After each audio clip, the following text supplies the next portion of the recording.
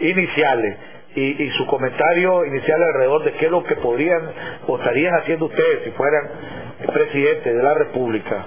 Bueno, desgraciadamente bajo las reglas que estaban, el presidente Ortega ganó las elecciones de presidenciales, es el presidente de la República. Ese 38% que lo eligió, desde mi punto de vista, se equivocó y está llevando a este país hacia el precipicio, lo cual coincidimos los cuatro que estamos aquí. No fueron presidentes, desgraciadamente, para todos los nicaragüenses, ninguno de ustedes. Ahora son líderes de la oposición. ¿Qué debemos de hacer? ¿Qué debe de hacer la oposición para evitar precisamente que un presidente que no está cumpliendo la ley o un presidente que no está actuando en beneficio de la mayoría de los nicaragüenses, o un presidente que no está incentivando al sector agropecuario a como lo debía estar incentivando, como dijo el doctor Rizo, como dijo Eduardo y como decimos Mundo? Bueno, ahora ¿qué debe hacer la oposición? Comencemos a la inversa. Mundo, como que es el líder de la oposición. Bueno, partamos de que el presidente Ortega de leyes no entiende, pero de correlación de fuerza sí entiende. Lo demostró en el 80, cuando encontró resistencia en varias formas de parte de los nicaragüenses, entró en negociaciones y se alcanzó una solución a la tremenda guerra civil que teníamos. En ese sentido, es fundamental que el 62% que no votó por el presidente Ortega y que tiene expresión en la Asamblea Nacional, responda a los intereses de los ciudadanos, a los intereses de quienes votaron por una opción diferente al presidente Ortega. Te oí decir vos que toda la oposición está fallando. Jaime, francamente, yo debo de aquí poner un pie de página para reivindicar el papel de nuestra bancada parlamentaria, la de la Alianza MRS. Yo, a quien veo sistemáticamente fallando en esto, es al expresidente Arnoldo Alemán. Mientras el expresidente Arnoldo Alemán no ponga los votos del PLC en la Asamblea Nacional al servicio de intereses más generales, concretamente al servicio de una solución política democrática a los problemas que está enfrentando Nicaragua, yo creo que el presidente Ortega va a continuar actuando impunemente. Eduardo. Bueno, yo creo que un poco sobre la línea que hablaba Mundo, no puede ser oposición si tenés miedo. Si tenés miedo a ser oposición. Ser oposición significa pararte, decir, vamos a hacer reunión de la Junta Directiva, no vamos a hacerle caso a lo que diga el presidente de la Asamblea, es uno de 7 votos, y por lo tanto me parece a mí de que mientras haya ese deseo de estar queriendo amarrarte, de no estar queriendo molestar al presidente Ortega, no vamos a lograr conjugar a toda la oposición dentro de la misma asamblea. Obviamente necesitamos 47 votos. La bancada democrática nicaragüense, la bancada de la MRS y la bancada del PLC tenemos esos 47 votos, si se suman los otros diputados que se han ido directamente de esa bancada. Pero tenemos que estar todos claros de que hay riesgos. A mí me están auditando, a mí me están presionando, a mí me están chantajeando, a mí me están diciendo que hasta de lavado de dinero me van a acusar. No podemos aceptar esos chantajes, no podemos tener miedo y tenemos que decírselo cara a cara al presidente de la República. Dígame, presidente de la República, ¿en qué ha hecho bien usted para este país? ¿Dónde están las políticas y las medidas que ha hecho para beneficiar a la población? ¿Por qué se agarra usted de lo que dicen algunos y va a cancelar elecciones en la costa atlántica solo por sus pistolas? Y por lo tanto, si no nos juntamos todos y no tomamos la decisión y seguimos con miedo de actuar, con miedo de que te puedan quitar privilegios, con miedo de que te puedan llevar a la cárcel, hombre, yo creo que la población va a responder. La población no va a dejar que sus líderes sean utilizados, chantajeados y hasta llevados a la cárcel, porque el país ya no aguanta. Por lo tanto, un llamado a todos, que no tengamos miedo, que nos enfrentemos directamente y que si hoy hay que volver a reunir a la Junta Directiva, pues que se reúnan y que actúen todos en la misma forma. Nosotros estábamos ahí, nosotros dijimos hay que hacer reunión de la Junta Directiva. Doctor Rizo.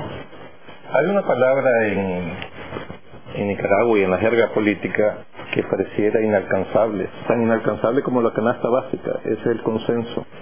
Pero aquí en esta mesa sí hay un consenso. Y el consenso es que las cosas se ponen peor en Nicaragua, que estamos mal en Nicaragua, que Nicaragua está enferma, está en cuidados intensivos.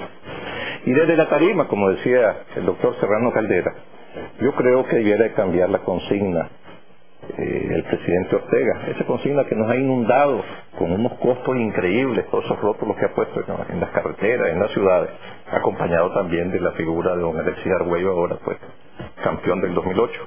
Ese es el mensaje. Yo creo que desde la tarima, y ahora que hay un paro de transporte, hay algo que utilizamos en Nicaragua, y es que en los buses el ayudante dice: avancen para atrás, avancen para atrás, que es una contradicción.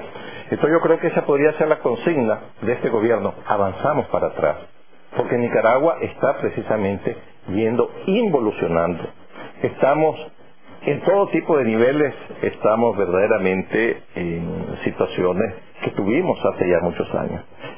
El secretismo, lo importante es cumplir con la ley, y la oposición, que era tu pregunta, Jaime, yo creo que lo que primero que se debe buscar a todo precio es la cohesión de la oposición y articular algo que vaya más allá de la Asamblea Nacional, que efectivamente en la Asamblea Nacional es donde se debe hacer una auténtica, genuina oposición, pero con cartas limpias. Ayer tuve la visita muy curiosa de un artesano de Limay, de Estelí, y entonces hablábamos de unidad, de la unidad liberal, ¿verdad? Y me dice: sí, nosotros creemos, me dice, pero es que esta unidad no puede ser una unidad guatucera. Me quedó sonando el término. Y yo creo que la unidad o la cohesión de la oposición no puede ser guatucera tampoco. No puede ser con fines meramente promocionales de personas ni de partidos políticos. Yo creo que ese momento de Nicaragua no es de los partidos políticos. Es toda la nación que está padeciendo. Entonces, esta cohesión que necesitamos en la Asamblea Nacional, yo invito, así como se han enviado mensajes al presidente, yo invito también al expresidente Bolaños que se suma, que se vaya a la Asamblea Nacional, que sea un voto más. Él ha sido un hombre con una destacada trayectoria en la empresa privada.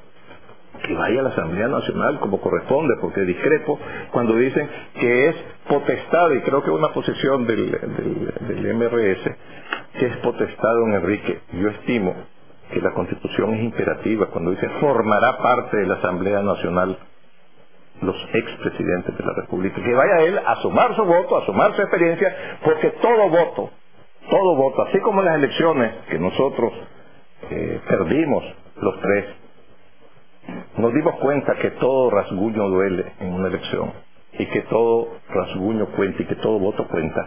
Todo voto en la Asamblea Nacional es muy importante. No desperdiciemos esa oportunidad. ¿O es que las fuerzas democráticas no desean tener una voz adicional, un voto adicional que vaya a responder y a respaldar las posiciones de la oposición? Mundo, vos decías algo interesante, que decía, y coincide más o menos con algo que dijo Moisés Hassan el lunes en este programa.